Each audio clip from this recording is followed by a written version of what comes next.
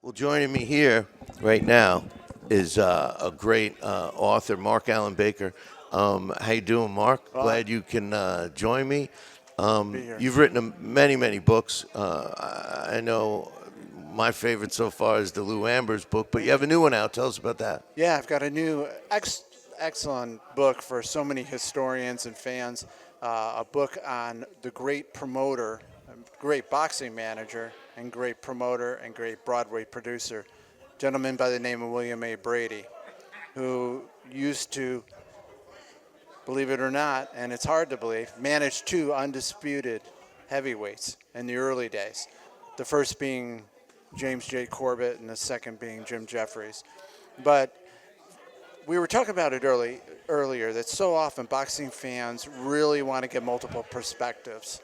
And this one's going to provide that because when we look at figures like Ali, if I'm a big fan of Ali, I'm going to go back. I'm going to read Ferdy's book. I'm going to read Bundini's book. I'm going to go right down the list and Angelo's books, all of them, to get a better perspective of Muhammad Ali. William A. Brady paints a new picture for so many boxing fans of the early days of boxing because he was there, he was at the guts of it. He tells you the psychological warfare that he was promoting with his fighters. I mean, he took Corbett to the top, and then he took Jeffries to the top, and it's just a fantastic introduction into the heavyweight scene in the early days. And then this gentleman goes from jumping from boxing all the way to Broadway. And he just dominates Broadway during the times of Ziegfeld and David Belasco and all these great theatrical greats. And then he discovers talent. And not only did he have an eye for talent in boxing, but he had an eye for it in theater. So he discovers the Barrymores. And all of a sudden, he goes all the way down the line and manages some of the greats of the stage, from Helen Hayes to discovering Humphrey Bogart. And that's a good story. And all those are covered in the book. And this is a man who started with virtually nothing, and I mean was born during 1863 during the Civil War, basically rode a train east, lost his father. I mean, it's an incredible story. I mean, it's a movie, and for me, it's a transition because I move a little out of boxing and more into theater, not out of boredom, but because I'm realizing there's people around boxing and that had their hands in it for a while and made really a great contribution, and that's what Brady did. And What was his secret? If he could go across all the different. perseverance. I mean, it's just incredible what this man goes through, but his perseverance, and he had an eye for talent. He had an eye for talent. Yeah, but my point is, like, he had an eye for talent, for boxers, for actors, Yeah. for theater. I mean, what was his Well, secret? he picked up on it as a youth. He used to sneak into theaters and to see plays, and he used to sneak into boxing matches to see boxing matches, and he just liked is an interesting parallel between how he loved boxing and he loved the theater, and the two really don't fit.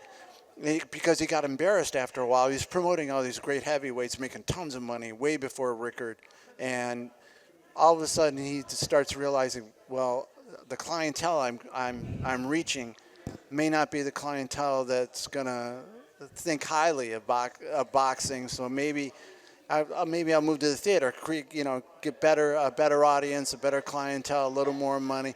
But then after a while, realizes the two really work because all the first people buying tickets to all of his boxing matches were all the city gentry in New York City saying, "Hey, can you give me the good seats?" But weren't, like, back in those days, like especially Jeffries and Corbett, when they were a champion, they made most of their money touring, doing like these Oh, acts. absolutely. So was he part of that too? Oh, absolutely, and no question about it. In fact, I do a whole section.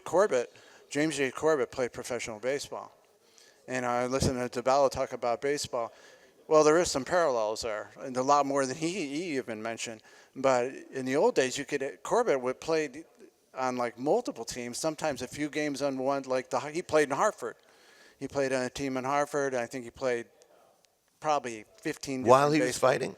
while he was fighting. And in the old days, you could pay. Brady would go in and say, Corbett wants to play. Can you put him on first base? And that's the way it worked back then. You could actually pay a player to go on. I didn't know that until I started doing the research and realized, what do you mean? You can take the heavyweight champion, put him on first base, right As in the long as middle. he paid the team? Yeah, he paid the team to do it. And so you get a little perspective into James J. Corbett's baseball ability. That's wild. And then he started buying teams, like Lou. He started buying baseball teams. He bought one of the Rochester teams. It wasn't the Red Wings then, but he bought a Rochester team and still always liked it.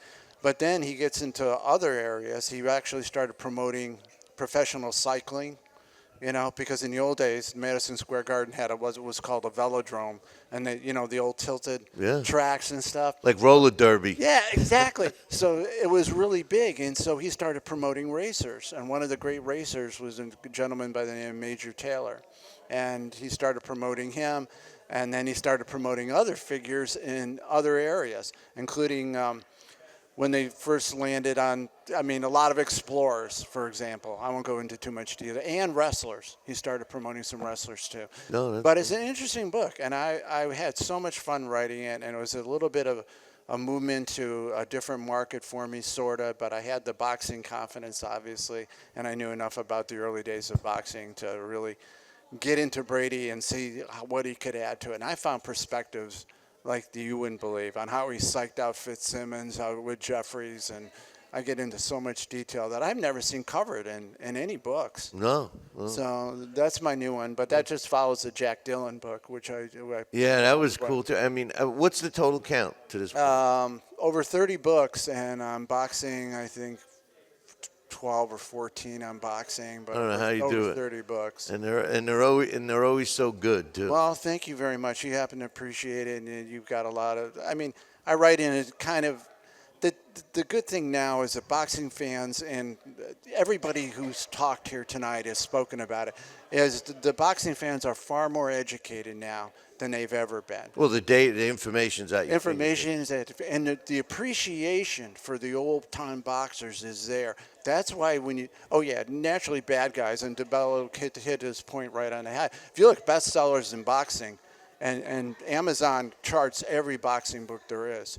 So if you look at the top 10, it's the bad guys. Right. It's Tyson or it's Ali. It's the controversial figures, but characters that sell books.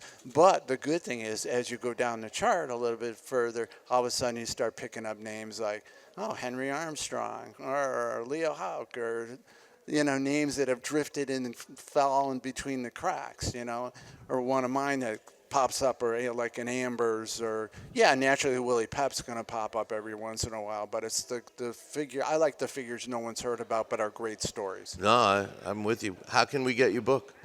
Amazon.com, BarnesandNoble.com has all those, all my books, and it's been so much fun, and I love the sport, and I love everybody around it, and I can't think.